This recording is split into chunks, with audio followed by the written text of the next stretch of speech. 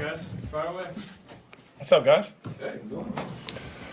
Travis, how do you look back at that stretch last year? You sit out week 18, I guess it was, and played really well in the playoffs. How does that configure and just did you learn something from that? I mean, yeah, you every single year you kind of put everything into perspective at the end, get a full self-scout and try and understand not only what happened on the field but emotions throughout the year, kind of the ups and downs you have as a team.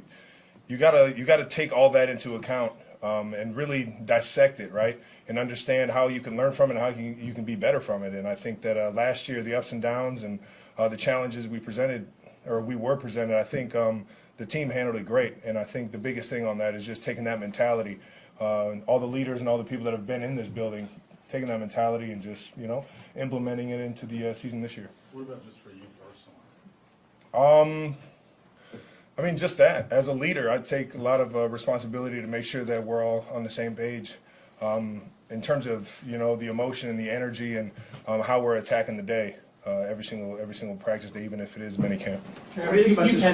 You've had busy off seasons throughout your career, but probably not one quite like this last off season. How are you handling it? And are you does this feel like like a home when you come back here? Oh, yeah, Kansas City's been home for me for the past 11 years, and I'm reminded that every single time I come back into the city. I do take the off season to get away and kind of recharge, but at the same time, I'm a football player. I love playing in the NFL, and this will always be my main focus. But outside of that, football ends for everybody. So kind of dipping your toes in the water and seeing what you like and in different areas and different career fields, I think the offseason is the best chance you can get to try and explore that and set yourself up for after football. It's been the most emotional for everybody. This past year was the first time you kind of acknowledged that retirement was kind of seeping in there. You've reworked the contract and everything. I mean, what kind of led you to make sure that you wanted to come back this year? And what do you feel is how many years you got left? I can't put a time frame on it, man. I love coming to work every single day. Obviously, I know that there's opportunities outside of football for me, and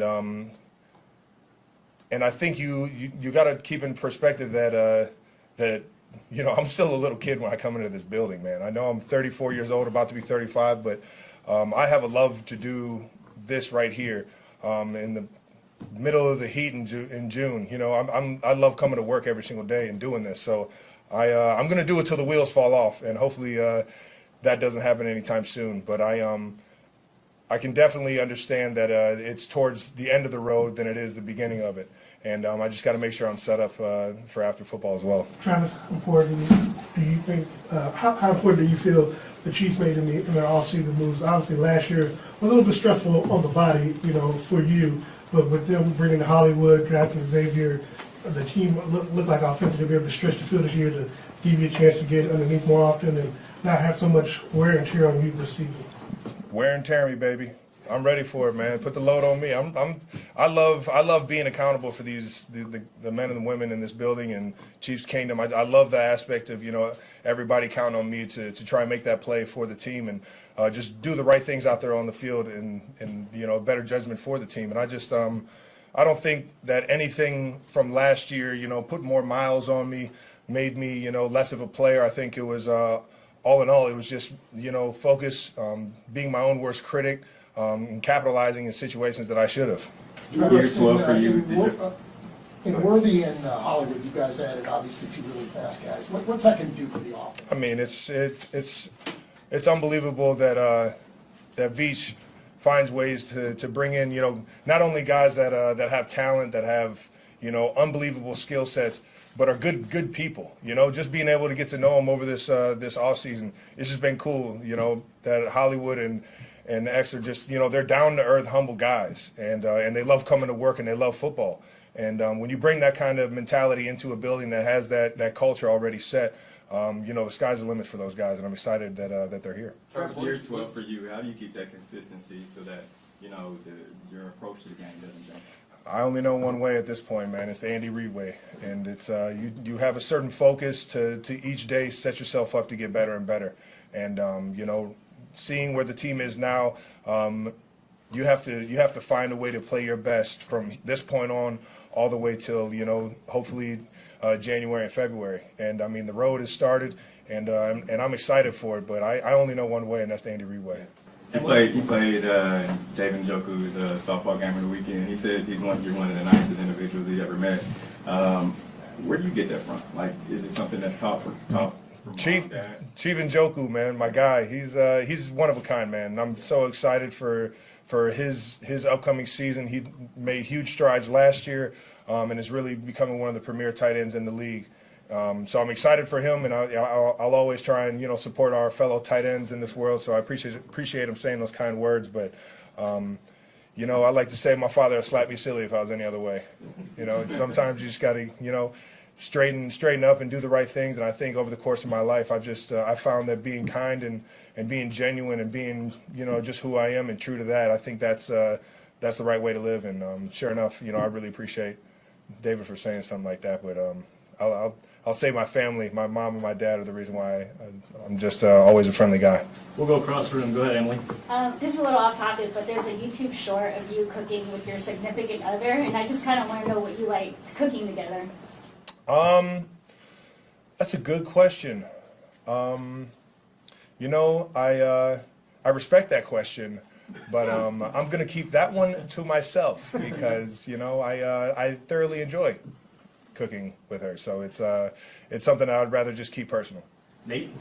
Travis, you mentioned you have obviously opportunities off the field, but just what have you enjoyed most about maybe seeing the potential this off season? And then Andy said, hey, we may have to reduce your snap count a little bit to obviously elongate your career. How much of a back and forth is that between you and Andy? I mean, it's my job to make sure that Coach Reid has full confidence in me to whenever he needs me out on that field or whenever I'm out on that field, I get my job done. And that's my job as a player.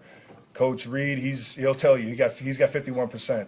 So as much as I want to be out there every single play, I understand that it's for the betterment of the team when I'm not. And I've had to kind of understand that over the past couple of years, and I'm more comfortable with that right now because of the guys that we have in the room, their ability, like Noah, Jay Wiley's doing a great job right now. Obviously, we brought in Irv. We got a lot of great tight ends in the building, and it's just, it's fun seeing them have success as well, and their skill sets are top tier. So, we have a lot of success, and we have a lot of trust in the guys in the building for sure. What's been the best opportunity this summer, by the way? Just What's off that? the field. Off the field? Yeah, what's been the best opportunity? Man, that's a great question. I would say, getting a little more comfortable in front of the camera, doing some things in the acting world, I think has been some fun that I've had. So, look out for that coming up soon. We'll do last three. We'll go Pete, Neil, and then Todd. Go ahead. Just your thoughts on two players. One in your own room, Jared Wiley, the rookie, and then on the field, Brian Cook, just how far he's come along. Man, I'll tell you what, I love B. Cook. That guy, what I've seen since he's came from Cincinnati into the building, how he's handled the adversity in terms of the injury and just the ups and downs, throughout our wins and losses, man. He's an absolute stud of a professional and a football player. And you can just see him getting better and better every single snap, every single day. And it's because of his mindset and how he approaches really life. And man, I just love that dude. And then the rookie in your own room, Jared Wiley. Jay Wiley, man, I'll tell you what, man, he's got a lot of upside. He's got a lot of upside, very comfortable, smart guy. I would say he's a lot further along than I was as a rookie in terms of just understanding the offense and really seeing the field. He's trusting what he's seeing right now, and I'll tell you what, 1-5-11, the quarterbacks are on time with it, and it's fun to watch him kind of take off and get more comfortable out there. Neil? The NFL Network has a bunch of experts on, and they all agree it's almost impossible to win 3 in a row. And it's not a knock on you guys, but the odds are against it. What do you say to that? You can always bet on the Chiefs, baby. Todd? On that same ground up front, you talk in here about this time of year about legacy a lot and keeping working hard and trying to do that. Have you guys verbalized three-peat amongst yourselves as players? You guys talk about it or not? No, it's really only come up when I got cameras in front of me. I think everybody's pretty motivated to keep the mentality that we had last year. We didn't get to, back-to-back by always talking back-to-back. We got there by trying to figure out what's the best way to get better from last week. And yesterday, And I think that mentality is key in something like this. You can't get too far down the road. Obviously, there's a goal set, but there's a bunch of them that are set before that, like trying to win the division, trying to get first place in the AFC. Those kind of things are more obtainable right now than thinking about the three-peat at the end of the year. Thanks, Travis. Thank you. Appreciate it. Taylor makes a great Pop-Tart and cinnamon roll.